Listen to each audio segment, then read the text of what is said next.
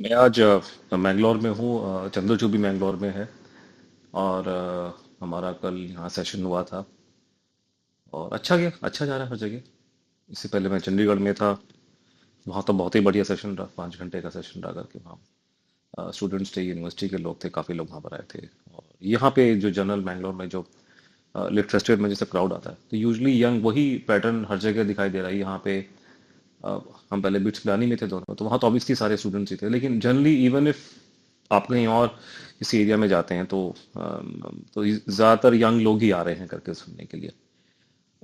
जो बड़े बूढ़े हैं उनके साथ में प्रॉब्लम आ रही है कि वो अ, उनको रटोरिक पसंद है, उनको भाषणबाजी सुनने में मजा आता है, लेक्चर सुनने में मजा आता है, वो भाषण सुनने के लिए आता है। प्रॉब्लम ये होती है कि चंद्रचूड़ का मेरा दोनों का, चाहे हम अकेले करें अलग अलग करें, हमारा जो होता है प्रेजेंटेशन होता है, हम लोग भाषणबाजी नहीं करते हैं।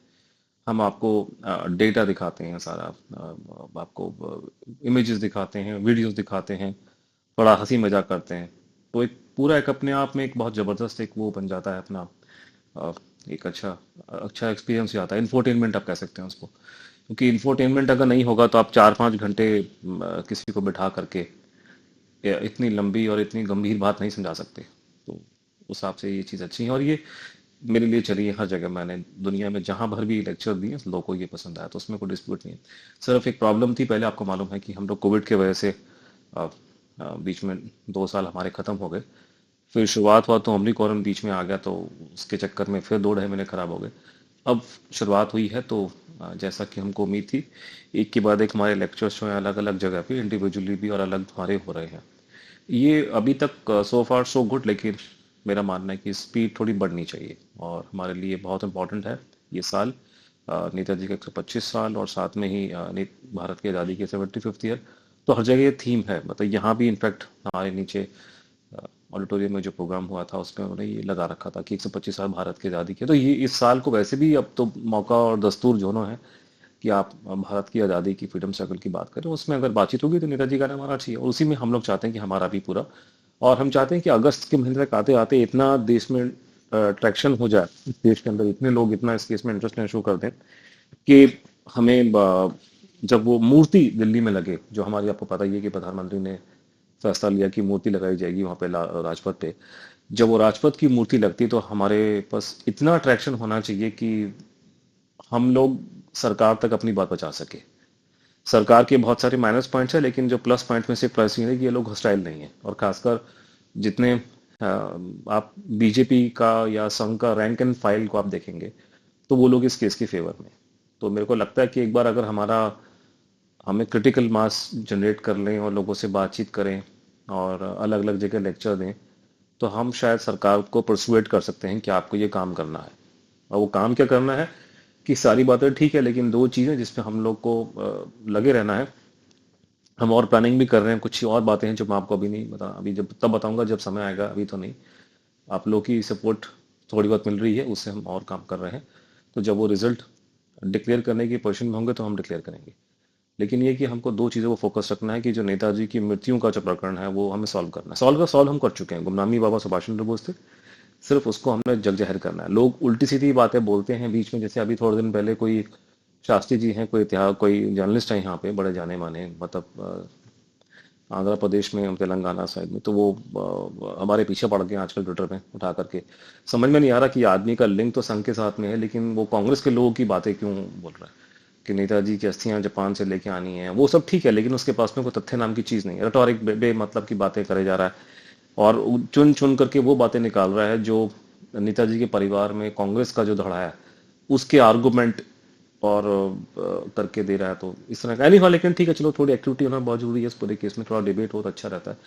तो हम लोग उसी में लगे रहेंगे ताकि हमारा क्रिटिकल मास जनरेट हो, और ताकि आते आते हमारा ये अगस्त में जब कहते हैं मूर्ति लेगी, तो हमारे पीछे इतनी शक्ति, जनशक्ति हो कि हम लोग अपनी बातों को मंत्रियों तक पहुंचा सकें।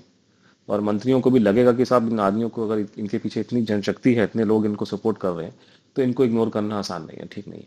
तो ये हमें करना पड़ेगा। बाकी परिस्थिति से देखते हैं कि अब परिस्थितियां कैसी बनती हैं आगे वाले समय पे। और मुझे उम्मीद है कि कोविड वापस नहीं आएगा। अब तो सरकार ने बूस्टर का भी ऐलान कर दिया। मैं तो लगाऊंगा बूस्टर, क्योंकि मैं अलग अलग जगह जाता हूँ तो फिर थोड़ा सा घबराहट रहती है कभी ना कभी। 2 लग चुके हैं तो तीसरा मेरा टाइम होने वाला है, तो मैं तीसरा लगवा लूंगा 1-2 महीने के अंदर। तो आप भी लगवाएं जिन जिन ने नहीं लगवाए हैं। और हम लोग अब मोरले सब कुछ खुल गया है, तो हम 2 ढाई साल की जो भड़ास है वो निकालनी है। मेरा मानना है कि कश्मीर फाइल्स जो हमारी फिल्म विवेक अग्निहोत्री जी की जो बहुत हिट हुई है, उसके हिट होने का एक बहुत बड़ा कारण, बहुत बड़ा नहीं मतलब उसका एक कारण एक मतलब बड़ा कारण तो फिल्म का है, फिल्म बहुत अच्छी बनी है इसलिए फिल्म बहुत अच्छी हिट हुई है। बड़ा कारण उसका एक और ये भी है कि जैसे विवेक जी ने सोशल मीडिया का इस्तेमाल किया अपने को अपनी किताब अपनी अपनी फिल्म को मार्केट करने के लिए, क्योंकि उनको मेन स्ट्रीम मीडिया से सपोर्ट नहीं मिली। वो बात उन्होंने खुद बोली है किसी प्रोग्राम के अंदर। जबकि वो पूरे अमेरिका में फिल्म को दिखा रहे थे, तो काफी उसके बावजूद यहाँ भारत के अंदर काफी उन्होंने नए नए काम वहाँ पे किए। वहाँ पे रोड आइलैंड की जो उनकी असेंबली है, उन्होंने उनके फेवर में रेजोल्यूशन पास किया। फिर उन्होंने टाइम स्क्वायर के अंदर जाके उन्होंने इस फिल्म को पब्लिसिटी दी, जो कि बहुत बड़ी बात है। टाइम स्क्वायर में मैंने तो किसी किसी भारतीय फिल्म के बारे में, क्योंकि कौन देखेगा भारतीय फिल्म टाइम स्क्वायर के अंदर, उसका क्यों पब्लिसिटी होगी वहाँ पे। तो बहुत, और सबसे महंगा स्पेस है, तो उनको काफी सपोर्ट उनको इंडियन अमेरिकन ने दिया उनको, विवेक जी को। मुझे भी थोड़ा बहुत मिला, लेकिन विवेक जी का स्कोप बहुत बड़ा है, बहुत बड़े व्यक्ति हैं, उनका इशू बहुत बड़ा था उस सेंस में कि पूरी फिल्म थी। हम लोग तो एक नेताजी को लेके चल रहे हैं, तो हमारे पास मैनूवर करने के लिए स्पेस नहीं है। और बहुत दुख की बात यह है कि मैं ये नोट कर रहा हूँ हर जगह। मैं ये तो नहीं बोलूंगा, क्योंकि मेरे सारे मित्र तो बंगाली हैं, ज़्यादा सपोर्ट करने वाले उन्होंने ही बाहर निकल निकल करके ही मेरा काम किया। मेरा जो मेन पर्सन अमेरिका में है वो बंगाली है, इंग्लैंड में है वो बंगाली है। लेकिन ओवरऑल जो भारत में और विदेश में बंगाली एसोसिएशंस बनी है बहुत सारी। बंगाल में तो बहाना मारते हैं कि हम लोग गरीब आदमी हैं, लेकिन नाचने गाने के प्रोग्राम में पैसा इन लोग के पास में होता है करके। और कोई बंगाली एसोसिएशन, चाहे वो बैंगलोर में हो, चाहे वो कोई दिल्ली में हो, या पूना में हो, या कहीं पे भी हो, आई एम सॉरी टू से कोई कोई इंटरेस्ट इस केस में नहीं है, ना कुछ वो करने के लिए आते हैं। और मेरा एक्सपीरियंस था, पूना में गया था मैं, पूना के अंदर काफी बंगाली रहते हैं। नागपुर में, सॉरी मैं नाग कंफ्यूज कर गया, नागपुर के अंदर, क्योंकि नागपुर में काफी बंगाली, इनफैक्ट मैं फ्लाइट पकड़ा तो उसके अंदर लोग बैठे हुए थे बहुत सारे। और हमारे, और जब होटल पहुंचा तो पीछे से बांग्ला में आवाजें आ रही थी मेरे को। तो वहाँ मेरे कुछ लोगों ने मेरे लिए, जो मेरे अपने प्रोग्राम थे उसके अलावा भी प्रोग्राम लोगों ने करवाया, तो कुछ संघ के लोग मुझे ले गए थे वहाँ पे। तो उनके प्रोग्राम में गया, तो उन्होंने मुझे बताया कि वहाँ पे बंगाली समाज है और उनका उनसे बिल्कुल उनसे कनेक्शन लोगों के साथ में है। और हमने उनको बोला था कि इस प्रोग्राम में आइए, लेकिन वो प्रोग्राम अटेंड करने तक नहीं आए वहाँ पे लोग। एक सिंगल नागपुर में बंगाली मेरे प्रोग्राम में नहीं आया वहाँ पे। तो ये बड़ी दुख की बात है, और यही प्रॉब्लम थोड़ी अमेरिका से भी है कि थोड़ा बहुत सपोर्ट तो मिलता है वहाँ पे, लेकिन मतलब वही अगर कोई नाचने गाने का प्रोग्राम हो, कोई डांस की मंडली हमने खड़ी कर दी हो कि जिसने जाके वो ढूम ढूम ढूम ढूम ढूम करना और नाच गाने करवाने, तो ये लोग पैसा बहेंगे पानी की तरह से, बुला करके पैसा भी देंगे और सब कुछ। काम तो पैसा वैसे भी नहीं मांगते। मैं तो वैसे ही जब फॉरेन जाता हूँ तो टूरिस्ट वीजा पे जाता हूँ, तो पैसा लेने की कोई स्कोप ही नहीं है वहाँ पे। लेकिन एनी हाउ बट, पर नाचने गाने वालों के लिए तो पैसा भी है, टाइम भी है, सब कुछ है। लेकिन इसके बारे में वो चीज़ है, तो मेरे को दुखद बड़ी दुखद स्थिति है कि मुझे अपने लेक्चर्स में ये बताना पड़ता है लोगों को कि नेताजी को लेके जो एक भ्रम फैला हुआ है पूरे देश में कि सारे बंगाली नेताजी भक्त हैं, वो गलत है। मेरे हिसाब से तो महात्मा गांधी की भक्ति चलती है बंगाल के अंदर, तो उसको भी हमको कुछ टैकल करना है कि जो 10-15% लोग नेताजी में इंटरेस्टेड है, उनको हम लोग जरा साथ में लेके चलें, उनकी मदद से प्रोग्राम करें, उनकी मदद से बंगाल में जो कर सकते हैं करें। और कोशिश करें कि वहाँ की जो पॉलिटिकल क्लास है, चाहे वो टीएमसी हो या बीजेपी हो, इस केस को उठाए। तो उस हम में लगे हुए हैं, लेकिन उसके लिए बहुत जरूरी है कलकत्ता में बार बार जाना, बार बार प्रोग्राम करना। लेकिन फिलहाल तो मतलब ऐसे ही है कि कुछ इशू है। एनी हो, तो हम लोग अभी इसी प्रोग्राम पे चलेंगे, और आने वाले समय पे हम लोग चाहेंगे कि हमारे और लेक्चर्स हो। मैंने एक प्रपोजल कर, एक प्रोफेसर साहब मुझे यहाँ मिले थे यहाँ मैंगलोर में, तो उनको मैंने बोला था कि आप चंद्रचूड़ को और मुझे बुलाइए, और हम दोनों के बीच में ही आप आराम से फुल डे सेमिनार कर सकते हैं। मतलब सुबह चंद्रचूड़ घोष जो नेताजी के बायोग्राफर हैं, उनकी किताब पेंगुइन ने छापी है, सबसे बड़ा पब्लिशर भारत का जो है। और तो वो नेताजी के लाइफ एंड टाइम्स पे आपको एक लेक्चर देंगे। तो ये एक पहला आपका सेशन हो सकता है। सेकंड सेशन ये हो सकता है कि मैं आकर के आपको लाल बहादुर शास्त्री डेथ मिस्ट्री के बारे में बताऊं। एक वार्म अप भी हो जाएगा, क्योंकि कहा जाता है कि लाल बहादुर शास्त्री जी की डेथ मिस्ट्री जो है वो सुभाष बोस नेताजी के केस से जुड़ी हुई है। तो सुबह आप लगा लीजिए कि 9 से 11 के बीच में, या 10 से 11, 11:30 चंद्रचूड़ घोष बोलते हैं। फिर लंच से पहले मैं अपना शास्त्री जी का सेशन देता हूँ, और लंच के बाद 3-4 बजे हम दोनों मिल करके नेताजी की डेथ मिस्ट्री पे हम लोग अपना सेशन देते हैं, followed by question answer session. तो ये पूरा का पूरा एक पूरा एक आप 1 फुल डे सेमिनार कर सकते हैं हम दोनों के बीच में। और अदरवाइज अगर आप सेमिनार करेंगे तो आपको मल्टीपल स्पीकर्स को बुलाना पड़ेगा।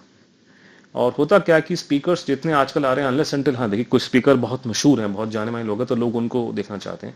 लेकिन मैं देखा कि ज़्यादातर यूनिवर्सिटीज वगैरह में प्रोफेसर आते हैं, बच्चों को बोर करते हैं।